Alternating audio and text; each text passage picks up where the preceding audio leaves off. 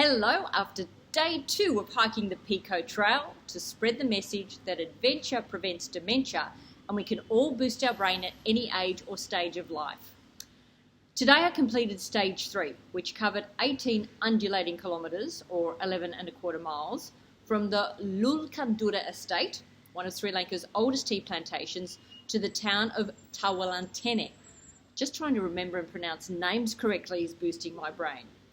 And we're up to the letter D in the acronym Adventures. What does D stand for? D stands for diet. What we eat and drink plays a critical role in the health and functioning of our brain. And what's the ideal brain boosting diet? Eat real food.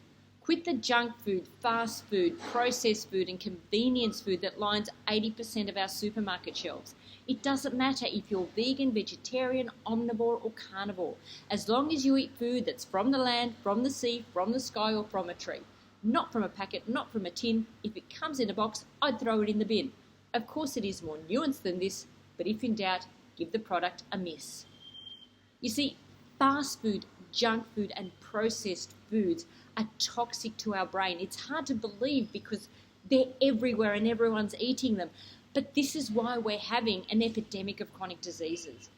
Our brain, or body for that matter, were just not designed to handle all the sugar, artificial sweeteners, chemicals, colourings, flavourings, emulsifiers, thickeners, trans fats and seed oils that make up processed foods.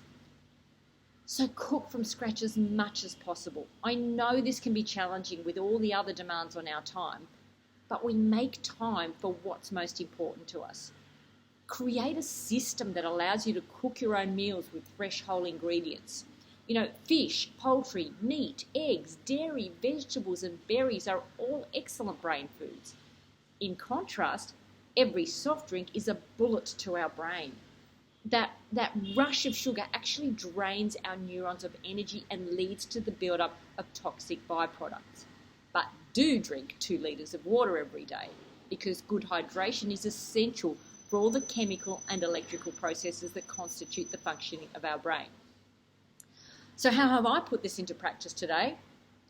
To my wonderful surprise, the guest house where I'm staying asked what I wanted for dinner and what I wanted for my packed lunch tomorrow.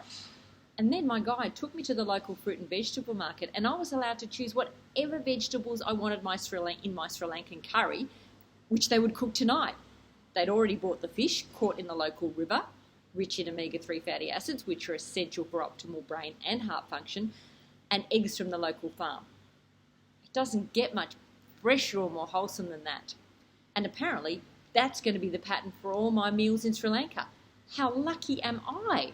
Now, obviously, you don't have a Sri Lankan cook, nearby river and next door neighbours' chickens at your disposal. But whatever small steps you take towards eating more nutritious meals will start to make a positive difference to the functioning of your brain. And for the complete guide to brain healthy eating, read the Food is Medicine section in my book, Can Adventure Prevent Dementia? And I only drink water anyway, so that's D for diet ticked off. Though I have started to acquire a taste for Sri Lankan black tea, which is rich in polyphenols and also excellent for our brain.